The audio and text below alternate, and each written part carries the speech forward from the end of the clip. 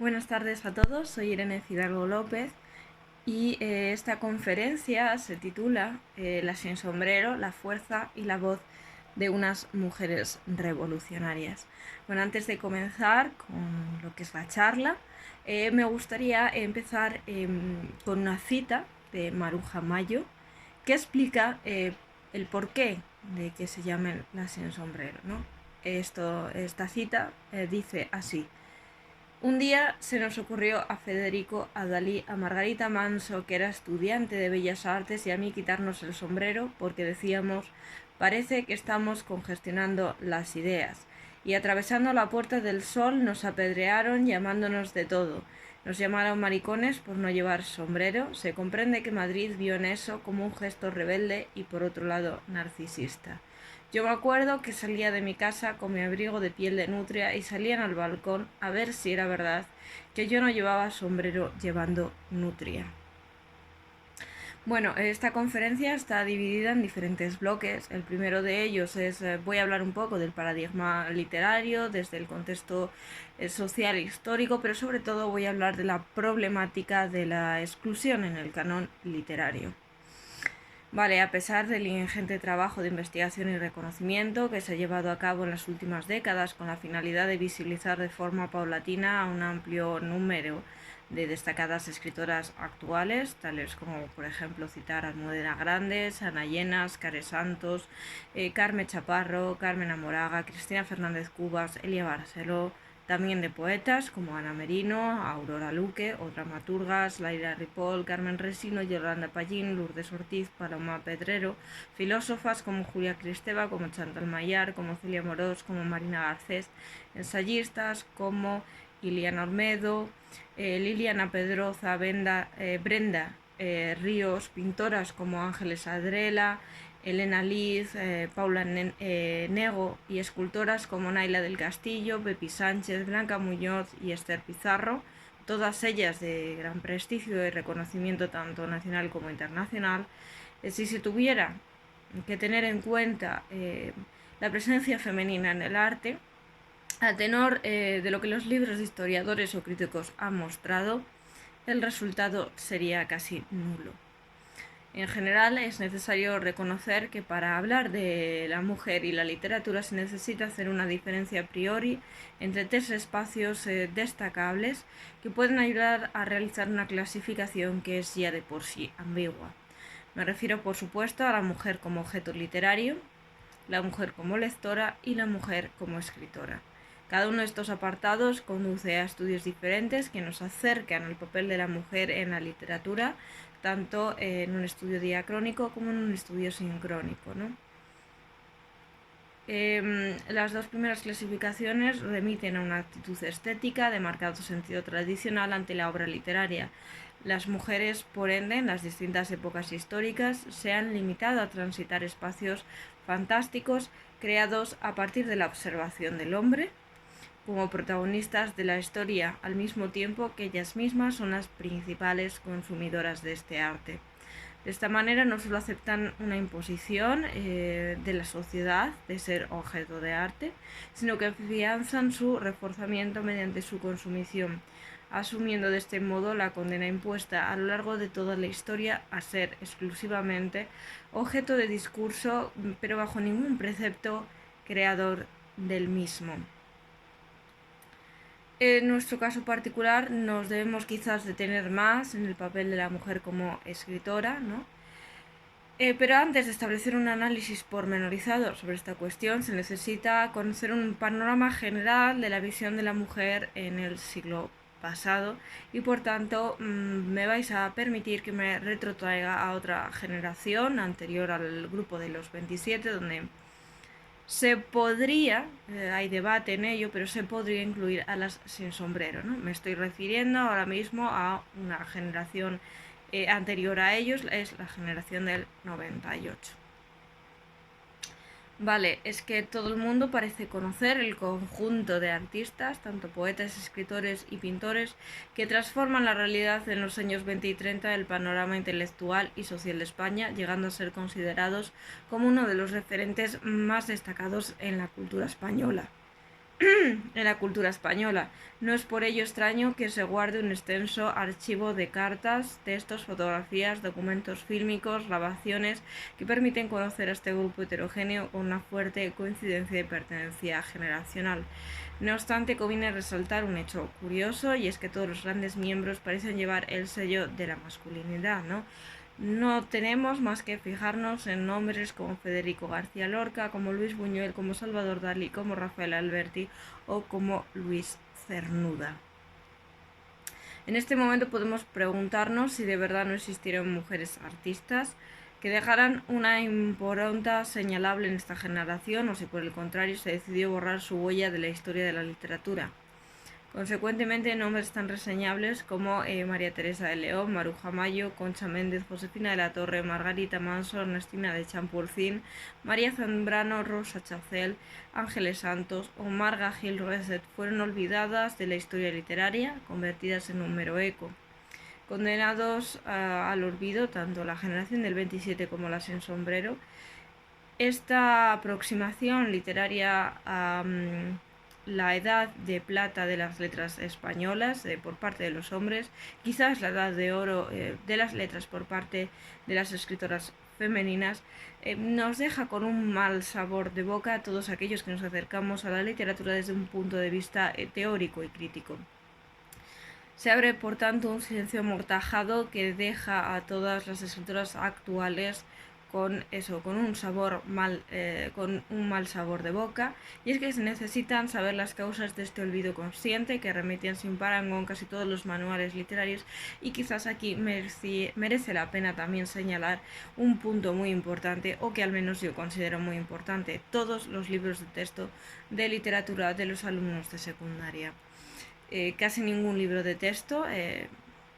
remite a la generación de las mujeres que compartieron tertulias, que compartieron cafés, que compartieron una estrecha vinculación y una gran amistad con los poetas masculinos de la generación del 27, y si se les concede unas líneas de temario dentro del currículum de secundaria, son muy breves, muy escasas, muy poco concisas, y muchas veces no se incluye a casi todas las mujeres, o no se incluyen incluso a veces siquiera sus nombres, ¿no? Por ello creo que se necesita trazar una correcta interpretación de lo que ocurrió y analizar el contexto histórico y cultural en el que las mujeres de la generación del 27 vivieron, puesto que ningún caso es, desde luego, ajeno a la historia. Y aquí es donde voy a empezar con el proceso histórico, el proceso social, que ya empezó con la generación del 98, y cómo este proceso social influyó en las escritoras a partir de ese momento, ¿no? Entonces, la pérdida de las últimas colonias, como todo el mundo sabe, Cuba, Filipinas y Puerto Rico, resultado de la guerra hispanoamericana de 1898, sumergió nuestro país en una profunda crisis nacional que, como afirmaba Raymond Carr en su obra España 1808-1939,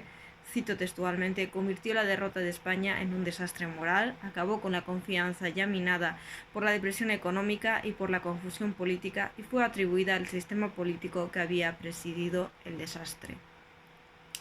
Fue en este mismo plano político-económico desde el que más tarde se instaurarían cambios que proporcionarían la apertura a la europeización y con ello, por tanto, también a la modernidad, mientras que los intelectuales de la época destacarían entre ellos como Unamuno, Machado, Baroja, Valle Inclán, y darían voz a la derrota de España, ¿no? Cito textualmente un pasaje de Triana de su ensayo de 1970 que dice así: España ha quedado rezagada en un momento de la historia y tiene mucha obra muerta que hay que arrojar al mar y mucha obra viva que realizar. El debate regeneracionista y el paisaje social que comprende todo el mundo para la generación del 98, en esencia la conciencia del ser español con la que se sintieron dolorosamente identificados, implicaban palabras de Miguel de Unamuno ser responsables de la herencia de su pasado con su haber y con su deber. Pero no solo fue la coincidencia humana la que despertó en estos autores, sino que a esta se sumó el llamado problema femenino, que tal y como señala Núria de Capdevila Argüelles en Autores Inciertos, se focalizaba en la nueva implantación de un ideal femenino, el cual debía supeditarse a la nueva patria, creándose por tanto un estereotipo bastante conocido desde la teoría de la literatura y que muchos de vosotros conoceréis y sabréis. Se trata del ángel del hogar, ¿no? Este se debe a que en España el ideario burgués, el liberal, no fue capaz de reemplazar las viejas concepciones sobre las mujeres, mientras que en otros países la misoginia tradicional fue superada por una visión dignificadora de la feminidad, creada mediante la visión de la maternidad y de una supuesta espiritualidad superior a la de los hombres. También aquí sobre este punto habría mucho que debatir si de verdad la mujer consiguió un puesto mejor en Europa y sobre todo cómo lo consiguió y por qué se le atribuía este papel también bastante vinculado de nuevo a la religión y por tanto no del todo superador de ciertos moldes, de ciertos roles, de cierta concepción estereotipada, ¿no? Sobre este nuevo ideal de la mujer ángel del hogar, que de nuevo tampoco tenía nada, porque era un molde que se había ido repitiendo a lo largo de los años, pero que quizás con mayor intensidad cobra sentido en esta época de nacionalidad exacerbada, de volver a recuperar un pasado mítico, un pasado de los pueblos, un pasado de voces acalladas. Pues en este momento es cuando ese ángel del hogar quizás es más evidente y por tanto también fue más evidente su ruptura con la generación del 27 colas sin sombrero, ¿no? Entonces, este ángel del hogar, convertido en estereotipo literario actual desde la literatura feminista, recaería la responsabilidad de engendrar una generación nueva de españoles cuya misión sería devolver a España su identidad, por lo que se recurriría a las retóricas del esencialismo biológico para acentuar no solo la debilidad del género femenino, sino para señalar también su nula capacidad intelectual. A este respecto, quizás cabe señalar lo que pensaba Emilia Bazán, que además está recopilado en un ensayo de 1892, en el que afirmaba que el movimiento científico español y la nueva identidad de la mujer le causaban un desaliento infecundo y amargo que le llevaba a preferir ignorarlo. La mujer quedaba así reducida a un espacio privado con el único objeto vital de ser esposa y madre, nos dice Payó en su ensayo de 2016, contribuyendo al papel social de la nación a través de su labor de institutriz y maestra de los futuros ciudadanos, también en los casos en los que esas mujeres pudieran tener o hubieran tenido acceso a una formación académica bastante notable por la época, ¿no? No era común que todas las mujeres recibiesen una formación extensa, ni que pudiesen tampoco trabajar como institutrices ni como maestras de las nuevas generaciones, ¿no? Mucho se ha escrito desde el ámbito académico sobre el posicionamiento de los intelectuales varones en esta diatriba sobre el papel de la mujer. No se puede negar a este respecto la perpetuación de estos moldes por parte de la gran mayoría de los escritores y filósofos del momento, entre los cuales voy a señalar al propio Ortega y Gasset, quien comentaba que no se piensa desde los 18 años más que en hacerse un colchón donde dormir lo más tranquilamente posible y casarse con una mujer muy ordenadita, para que no gaste mucho y sea muy beata y muy ignorante y muy doña nada para no tener que inquietarse demasiado respecto a su fidelidad. Será por tanto la generación del 27 la que, según apunta Amparo Hurtado, incorporará la innovadora luz de las voces femeninas al marco de la literatura española. Estas mujeres, tal y como afirmaba Kirkpatrick, descubrieron en la producción estética un instrumento de participación en la modernización de su país. Y es que lo significativo de todo esto, tal y como sugiere también Rodríguez Calatayud, es la exclusión reiterada de los nombres femeninos de las exposiciones conmemorativas, los manuales, las recopilaciones o cualquier libro que tenga por finalidad primordial registrar acontecimientos esenciales en nuestra memoria colectiva. De esta forma es evidente que si se quisiera dar cuenta de la creación y producción artística femenina a lo largo de la historia, en función de textos recopilatorios y crítico-literarios, llegaríamos a la conclusión absurda de que la mujer no comenzó su dedicación completa a la producción artística hasta mediados del siglo XX. No obstante, es un hecho probado la existencia de artistas mujeres, tal y como corroboran textos de Plinio el Viejo, volumen 35, quien documenta la existencia en aquella época de 6 pintoras, el Gynekae cum Hispaniae Minervae de Nicolás Antonio, quien apunta en su libro a 50 mujeres escritoras peninsulares, de Claris Mulieribus de Boccaccio, en el cual menciona a 104 mujeres artistas brillantes de su época, o Las vidas de Giorgio Vasari, cuyo contenido se basa en la descripción de mujeres artistas del tardo Renacimiento. Consecuentemente, se puede probar la existencia de una extensa y dilatada lista de artistas femeninas que trabajaron tanto en los monasterios de la Edad Media, en los talleres renacentistas o en las cortes de los príncipes barrocos y del siglo de oro, en los barrios bohemios también del siglo XIX, y participaron activamente en la consolidación de vanguardias e ismos y en el desarrollo del arte del siglo XX. Bien, voy a empezar con el segundo bloque. El segundo bloque va a tratar de la literatura de las mujeres, de su anonimato y de su silencio, algo que ya habíamos empezado a hablar un poquito ya en este bloque anterior, en el que se trataba de la exclusión, cuándo empezó esa exclusión y por qué, ¿no? A la hora de rastrear la producción creativa de mujeres artistas nos encontramos con otro gran problema: el anonimato. Muchas de ellas han tenido que permanecer ocultas, escondidas tras nombres de sus maridos o seudónimos masculinos para poder publicar en su tiempo, lo que dificulta el seguimiento de sus obras para su merecido reconocimiento.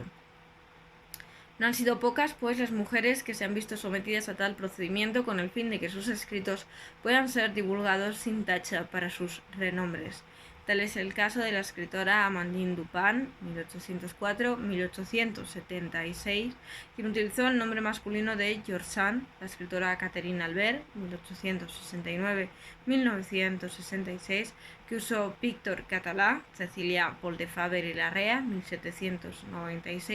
1796-1877, que publicaba sus obras bajo el seudónimo de Fernán Caballero; Sidon Gabriel Collet, 1873-1954, que usó al inicio de su producción literaria el apellido de su marido Gautier; Anna Marie Evans, 1819-1880, quien decidió esconderse bajo el nombre de George Eliot; Charlotte Brontë, 1816-1855, cuya novela Jenner fue publicada en un principio bajo el nombre de Carrelberg, aunque más tarde la autora revelaría su nombre real; o la pintora Margaret King, 1927, que durante años vivió la explotación laboral por parte de su esposo Walter King, quien, hasta que se descubrió la verdad, se atribuyó la autoría de todas las pinturas de Margaret. Tenemos que tener en cuenta que esto tampoco es un hecho aislado. En muchas ocasiones, sobre todo a partir del siglo XIX, en pintura muchas mujeres ayudaron en los talleres de sus padres, de sus maridos, en la elaboración artística de cuadros o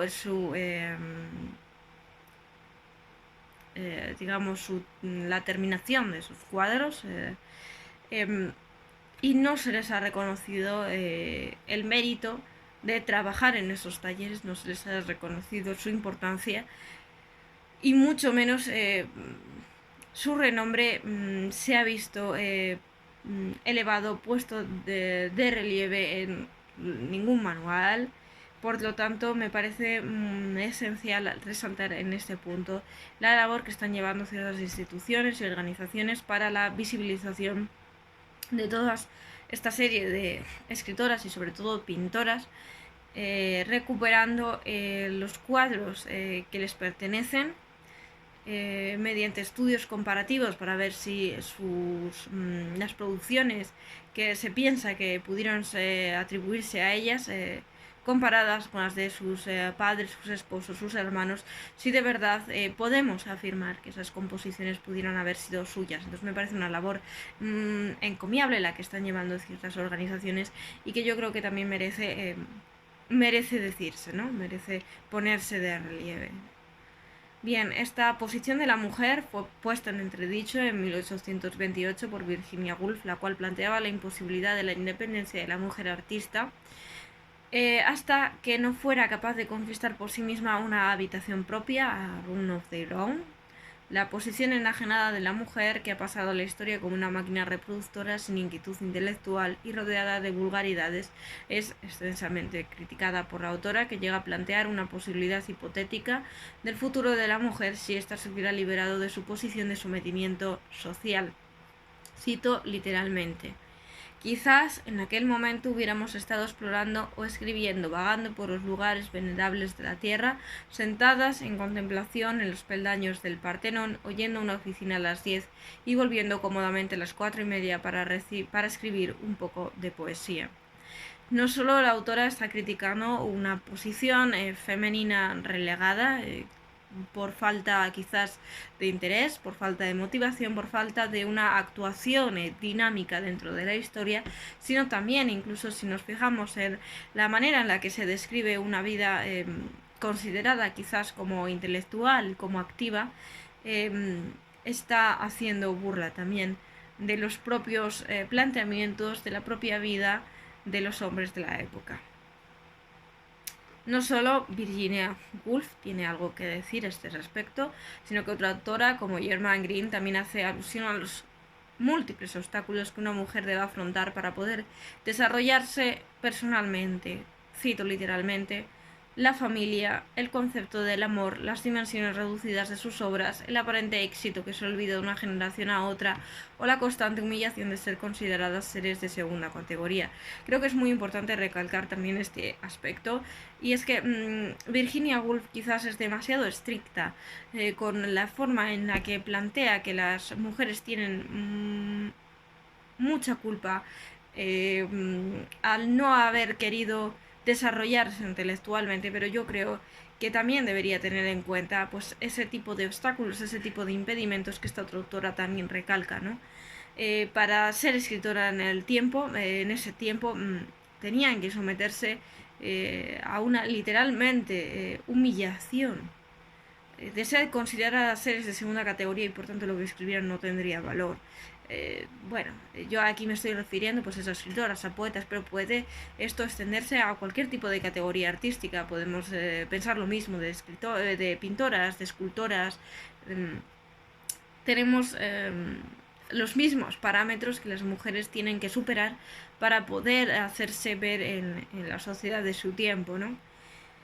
En síntesis, Rodríguez Calatayud enumeró los presupuestos que favorecieron la exclusión de las mujeres en el ámbito artístico: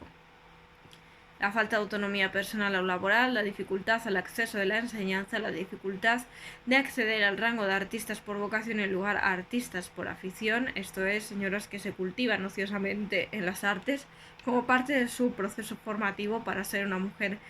casadera, culta y refinada, y la consideración marginal de las temáticas utilizadas por las mujeres artistas, obteniendo cualificaciones subjetivas que dan cuenta de un arte femenino que se desliga del arte universal. Aquí yo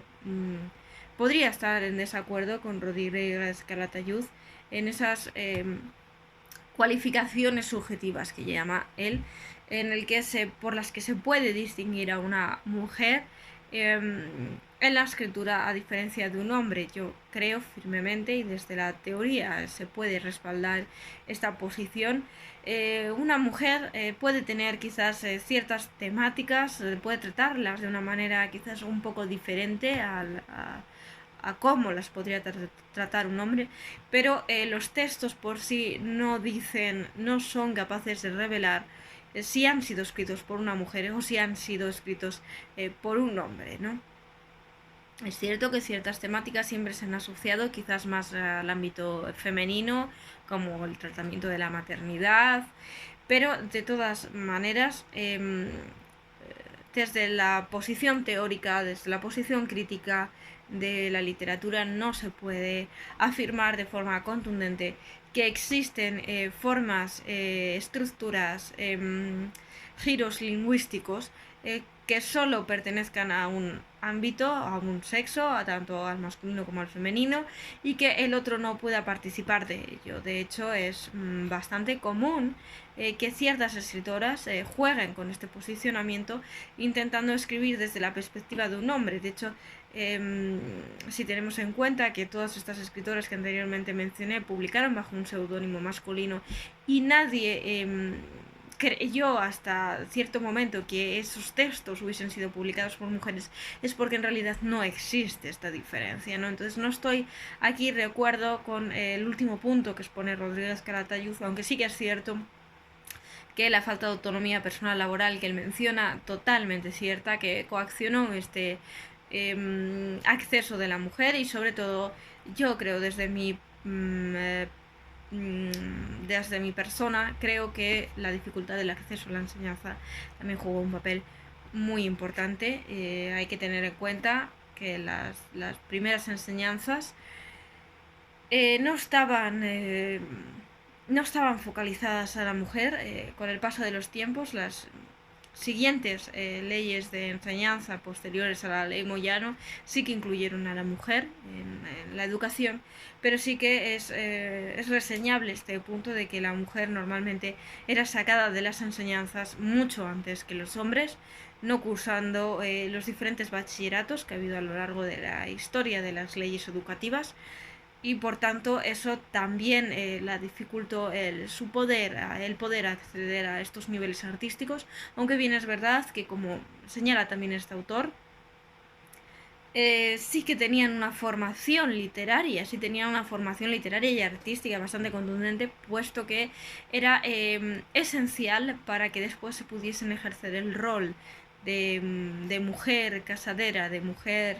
de madre, de esposa, ¿no? Entonces sí que es verdad que, teniendo en cuenta eso, que tenían además una formación complementaria o quizás más extensa en ciertos ámbitos que los hombres,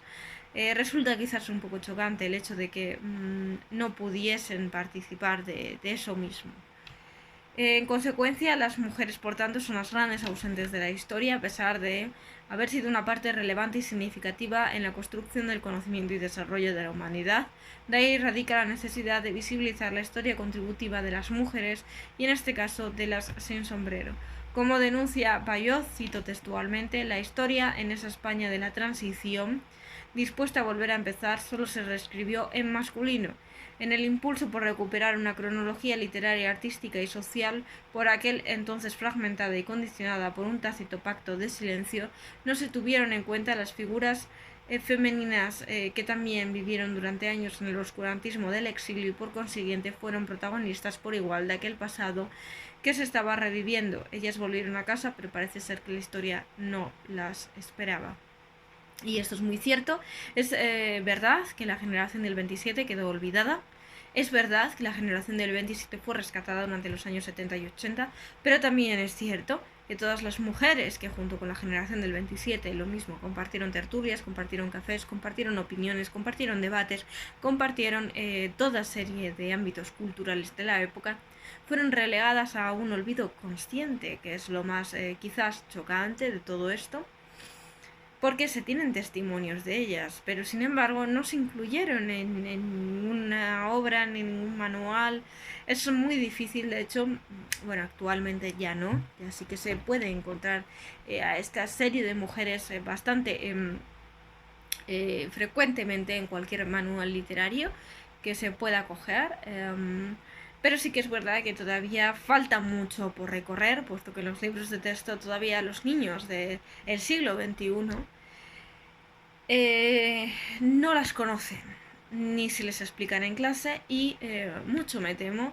que en las universidades tampoco quizás se les da la importancia necesaria dentro de una carrera de filología hispánica. También hay que tener en cuenta que ciertos profesores quizás no les den la importancia que a lo mejor merecen, y tampoco las ponen quizás junto a la generación del 27, o se les dedica muy pocas líneas de su desarrollo. Y estoy hablando de una licenciatura, bueno, ahora mismo no licenciatura, estoy hablando de un grado en literatura. Y a fin de cuentas todo esto debería conocerse, y quizás todavía nos falta ese impulso para tener en cuenta a todas estas mujeres y a todas las anteriores que anteriormente se han mencionado y que tampoco aparecen con excesiva relevancia ni en manuales, ni en clases universitarias, ni en libros de texto, y que se están recuperando en conferencias como estas, en ciertas clases feministas dentro de la literatura, en universidades o también en conferencias aisladas, en cursos o programas, pero que deberían tener quizás un mayor eco, sobre todo en la sociedad actual. Estas mujeres, por tanto, que convivieron con la generación del 27, compartieron el mismo espacio y tiempo, compartieron amistad, se influyeron mutuamente y fueron condenadas como ellos al exilio. A pesar de ello, la obra de ellos regresó a España, se incluyó en los libros de texto, y en cambio ellas casi un siglo después siguen todavía en el olvido y sin formar parte de la edad de plata de las letras hispánicas. Quizás la de ellas, quizás por su parte sería la edad de oro de las letras hispánicas de las mujeres, ¿no? Muy bien, paso por tanto a empezar el bloque tercero, que trata sobre las sin sombrero ya directamente, en el que se va a hablar un poco de su contexto social, en el que se va a hablar de ellas en más profundidad y se las va a mencionar tanto su trayectoria como sus posibilidades, como la forma de influencia tan grande que tienen incluso en el siglo XXI, ¿no? De esta manera, mientras que en Inglaterra se vivía a finales del siglo XIX la segunda ola feminista, la situación de la mujer en España también comenzó a variar. Cito a Nieva, un ensayo del 2006. Cito textualmente: consiguió más espacios en la vida pública, el acceso a los niveles superiores de la educación y el creciente debate sobre la convivencia de la coeducación, la incorporación incipiente de las profesiones liberales, la integración paulatina en la vida política nacional, que tuvo como hito significativo la consecución del derecho al voto tras el triunfo republicano, y en general una creciente presencia de las mujeres en la esfera pública desde el final de la Primera Guerra Mundial, tras siglos de obligada permanencia en la esfera doméstica y privada. En este contexto, conviviendo con la generación del 27, cuando surge, es en este contexto y conviviendo con la generación del 27, cuando surge un grupo de artistas multidisciplinares, las sin sombrero, formadas por un amplio abanico de pintoras, poetas, filósofas, actrices, ilustradoras, escultoras, como pueden ser Maruja Mayo, Rosario de Velasco, Concha Méndez, Marga Gil Roset, Josefina de la Torre, Ángeles Santos, Ernestina de Champurcín, Rosa Chacel, María Teresa de León o María Zambrano, ¿no? Es posible que debido quizá al triple exilio que vivieron, desde un punto de vista literario, el de ser mujer, evidentemente, y social, el geográfico, y la exclusión que sufrieron a manos de la historia de la literatura, que es quizás lo que ha alejado a este grupo de mujeres del panorama cultural: el rechazo social, la molesta espina de ser mujer en aquella época, los prejuicios sociales, la imposibilidad de formarse adecuadamente, fueron algunos de los motivos por los cuales estas mujeres plantearon una auténtica rebelión literaria. Y es que es inapelable el hecho de que Concha Méndez no fue admitida en la universidad por los prejuicios sociales y familiares, los cuales instauraban diferentes modelos de educación para hombres y mujeres. Cito textualmente: a nosotros las niñas nos enseñaban en la escuela materias distintas a las que aprendían los niños. A ellos les preparaban para que después siguieran estudios superiores. Nosotras, en cambio, recibíamos cursos de aseo, economía doméstica, labores manuales y otras cosas que nos harían pasar de colegialas a esposas, mujeres de sociedad, madres de familia. En realidad, una pagaba a la escuela para que nos enseñaran a divertirnos y a tener educación. Lo demás, un poco de geografía, un poco de historia, un poco de nada. Esto es especialmente relevante en un contexto en el que nos encontramos y en el que principia este tipo de educación, sistema educativo que venía ya desde la ley Moyano. Teníamos unos estudios generales y unos estudios de aplicación, y como se puede ver, las mujeres no les dejaban acceder no solo a esos cursos de aplicación después de la de la educación general, sino que dentro de la educación general habría materias diferentes repartidas por sexo, ¿no? Algo que evidentemente retrasó la llegada de las mujeres a la literatura y algo que también hizo que los hombres las considerasen intelectualmente menos capacitadas cuando en realidad no estaban recibiendo la misma formación, entonces era imposible que pudiesen acceder a las mismas esferas que ellos.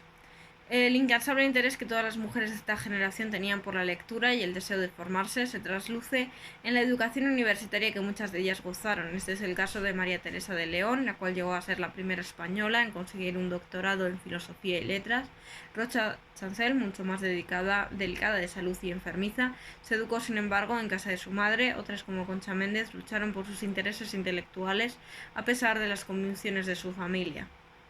Sería el amor por el saber lo que acabaría ineludiblemente uniendo a estas mujeres luchadoras, que se enfrentarían a la sociedad de su época y a los prejuicios que reinaban en estos años. Otro aspecto a tener en cuenta que estas mujeres compartían fue su amor por el mundo y los viajes. A pesar de que no todas ellas aprendieron otros idiomas, muchas viajaron por Europa como corresponsales gracias a las becas de la Junta para la ampliación de estudios. De esta manera consiguieron romper su microcosmos de la vida cotidiana, ampliando su perspectiva de la realidad del momento. Concha Méndez es el vívido ejemplo de esto, puesto que se atrevió a viajar sola para hacer realidad el sueño de su infancia. Viajar era viajar, pero era también librarme de mi medio ambiente, que no me dejaba crear un mundo propio, propicio para la poesía, nos diría ella. Muchas de ellas asimismo coincidieron en la residencia de señoritas, en el liceo Un Club, convirtiéndose estos en centros de sociabilidad donde pudieron exhibir sus talentos, hacer amistades y sobre todo cuestionar también su condición social. A este propósito es interesante lo que cuenta Concha Méndez sobre el rechazo por parte del dramaturgo Benavente de darles una conferencia justificándose la inutilidad de la mujer y su falta de intelecto. Cito textualmente palabras del dramaturgo: ¿cómo quieren que vaya a dar una conferencia a tontas y a locas? Y es que el dramaturgo no podía entender que las mujeres también se pudiesen interesar por la cultura. No sorprende pues que las socias del club de señoritas fueran etiquetadas de ateas, excéntricas, incluso de desequilibradas, aunque varias de ellas ocupasen después grandes puestos de importancia durante la Segunda República. Bayó analiza en su prólogo Señas de una generación, los 40 años de dictadura que siguieron a la guerra civil y en los que los jóvenes intelectuales y artistas que protagonizaron las señas de libertad de la Segunda República fueron silenciados. Solo años más tarde, con la recuperación de la democracia, algunos de ellos regresaron del exilio a España con la esperanza de ver resurgir su obra, la cual había empezado a circular también entre las esferas intelectuales más progresistas. Con su regreso se abría ante el nuevo paradigma político, social y cultural la posibilidad de transformar el imaginario colectivo e iconográfico sobre la victoria fascista. A pesar de estar dispuesta a volver a empezar en esa España de la transición, solo se reescribió en masculino y no se tuvieron en cuenta las figuras femeninas. Tanto sus compañeros de la generación del 27 como ellas nacieron en un periodo comprendido entre 1898 y 1914. Tomaron Madrid como centro neurálgico y ahí residieron, estudiaron y se desarrollaron como artistas a partir de los años 20. Los que comenzaron a mostrar públicamente su obra a través de publicaciones de varias revistas, como la Revista de Occidente, la Gaceta Literaria, o bien desde la Residencia de Estudiantes o el Liceo Un Club Femenino. En general mostraron siempre un amplio eclecticismo en el que combinaron conceptos como la modernidad, las nuevas corrientes vanguardistas, a la vez que optaban por recuperar la tradición popular española. Siempre comprometidos con la realidad social en la que vivían, se propusieron como meta transformar el panorama cultural y artístico de España. Bien, voy a pasar por tanto ahora al cuarto bloque en el que se habla del movimiento del sinsombrerismo, el origen, las características que lo vieron nacer, ¿no?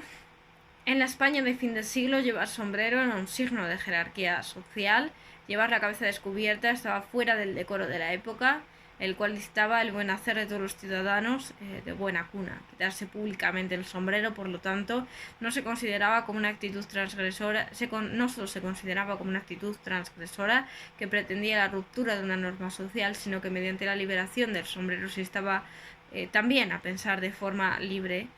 a liberar la cabeza de ataduras, de prejuicios sociales, de roles impuestos, ¿no? Despojarse del sombrero suponía, al fin y al cabo, la despedida del origen burgués y un saludo a los nuevos tiempos que traían aromas de libertades e inquietudes renovadoras. No llevar sombrero era un gesto de profunda rebeldía tanto para hombres como para mujeres. En el contexto del sinsombrerismo, el cual fue asumido por la figura de la mujer moderna, que en los felices años 20 se sentía liberada y sujeto propio de su propia identidad, se desprende por primera vez en la historia de la marcada posición social enclaustrada y opresiva a la que la historia la había condenado. El estigma del ángel del hogar es roto y la mujer se siente libre de reivindicar su propio individualismo en la esfera pública.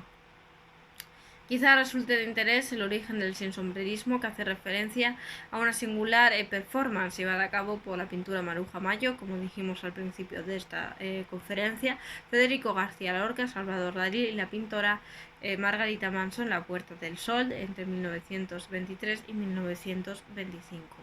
Su iniciativa, que tenía la intención de mostrar de forma simbólica la ruptura de las convenciones sociales y la reivindicación de la libertad de ideas, acabó sin embargo en insultos, en gritos, en pedradas. Las costumbres impuestas por la sociedad del momento siguieron por lo tanto manteniéndose inalterables a pesar de la tan llamativa transgresión de indumentaria, ¿no?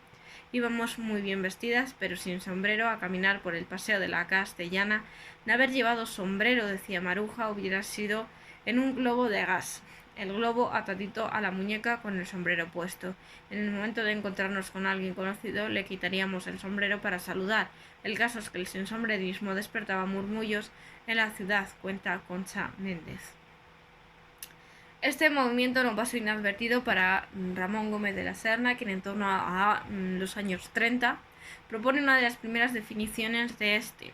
y, cito textualmente, lo denominaba así: el fenómeno del sinsombrerismo es más amplio y significativo de lo que parece, es el final de una época, quiere decir presteza en comprender o en decidirse, afinidad con los horizontes que se atalayan, ansia de nuevas leyes y nuevos permisos, entradas en las nuevas cinemáticas de la vida. No deja nunca en el perchero la cabeza, no apaga luces del aceptar, ir con rumbo bravo por los caminos de la vida, desenmascararse, ser un poco surrealista. Lo definía así este poeta. Las reivindicaciones de las mujeres del 27 encajaban perfectamente en esta definición de Gómez de la Serna, que atribuyen el gesto liberador del sombrero, una metáfora de la mujer moderna que necesita quitarse el peso de la presión social, ¿no? Se trata de imponer una nueva forma de mujer, la mujer vanguardista, que reacciona contra los convencionalismos del pasado. El sinsombrerismo supuso, por tanto, un cambio radical de escenario y de actores en la España de principios de siglo, donde los jóvenes españoles de aquella época tomaban por fin el protagonismo de lo que Gómez de la Serna denominó una nueva vida. Al presentarnos sin sombrero en la calle, esperamos un espectáculo más divertido. Necesitamos que sucedan en la vida las cosas que solo suceden en el cine y en los libros. Nos hemos quitado el sombrero para ser espectadores de la nueva vida. Tiene que ser, por tanto, dentro del marco de la España de principios del siglo XX, donde aparece la mujer que se convertiría en el referente de una nueva imagen, una mujer revolucionaria que refleja el cambio de conducta y de mentalidad de una generación que no quiere excluirse de la vida intelectual de su época. La mujer había asumido por fin su derecho a la libertad, y en este nuevo ámbito, virgen y desconocido, para la mujer las sin sombrero destacarían al haber conquistado terrenos que habían sido exclusivamente del varón y como ellos adoptaron el mismo rol social. Se vistieron con ropa masculina, se cortaron el pelo a lo garçon y participaron activamente en tertulias, reuniones literarias, exposiciones de arte y salían a la calle sin sombrero. Es evidente que todo el escándalo donde se vieron envueltas no pasó inadvertido, pudiéndose señalar la ocasión en la que Maruja Mayo participó en un concurso de blasfemias, o cuando acudió a actos públicos desnuda debajo de un abrigo de piel que abrió sin contemplaciones. Finalmente, podemos recapitular toda la conferencia en una serie de conclusiones finales para terminar ya con esta sesión, ¿no? Y podríamos decir que, como se ha expuesto anteriormente, el florecimiento de la Sin Sombrero tiene como origen el hecho histórico del desastre del 98 y las consecuencias que este supuso para España. El desastre bélico, la derrota moral y el sentimiento de una nación que se derrumba acabaron materializándose en una crisis intelectual que culminó con las aportaciones de la generación del 98 y con esa figura literaria que hemos denominado estereotípica del ángel del hogar. La modernidad, entendida como la europeización de España, fue considerada la única salida viable al fracaso de la nación en el siglo XX. De esta manera, Ortega y Gasset se convertiría en uno de los mayores artífices de la modernización del país, cuyo objetivo siempre fue que las élites pusiesen a España al nivel de la modernidad europea, donde el desarrollo de la cuestión feminista en Europa, a pesar de las reservas que sobre este tema albergaba Ortega, obligó como exigencia para la propuesta en práctica de esa modernidad europea a la apertura de ciertos requisitos a través de los cuales algunas mujeres pudieron acceder en este momento a un espacio que antes les estuviese vetado. La modernización de España, por tanto, unido a las primeras oleadas feministas desarrolladas por las sufragistas en Inglaterra y Estados Unidos a lo largo del siglo XIX y principios del XX, consiguieron una respuesta en las mujeres españolas cansadas de una vida convencional y siempre expensas de sus maridos. La participación en la vida pública y el acceso de la mujer a la enseñanza universitaria dieron forma a la nueva mujer española, un alma con sentimientos de grandeza y libertad. Asimismo, con el estallido de la Primera Guerra Mundial, las mujeres asumieron roles masculinos al ocupar los puestos de sus maridos en las fábricas mientras ellos marchaban en el frente. Este hecho generó un despertar en la conciencia femenina de la libertad de conquista de espacios nuevos antes prohibidos a su sexo, de forma que cuando termina la guerra, la mujer es consciente de su autonomía y valía, al igual que de sus capacidades intelectuales, por lo que decide trascender a la esfera privada en la que llevaba años recluida. La Segunda República sería el momento de efervescencia del desarrollo de la nueva mujer moderna, capaz de ocupar un puesto público y de adoptar un rol masculino, según nos dice Santiago Alonso en su obra del 2018. Cito textualmente: la mujer durante la Segunda República muestra al mundo, por un lado, una formación cultural que le llevará a la conquista del campo de las artes y, por otro, una vocación profesional fuera del ámbito de la casa y una conciencia política que de alguna manera es deudora de las mujeres de la generación del 14, entre otras Clara Campoamor, una de las principales impulsoras del sufragio femenino en España, Victoria Kent, la primera mujer abogada del Colegio de Abogados de Madrid, Carmen de Burgos, activista de los derechos de la mujer española, María de Maeztu, pedagoga y humanista española, Zenobia Camprubí, escritora y lingüista, o Carmen Baroja, etnóloga.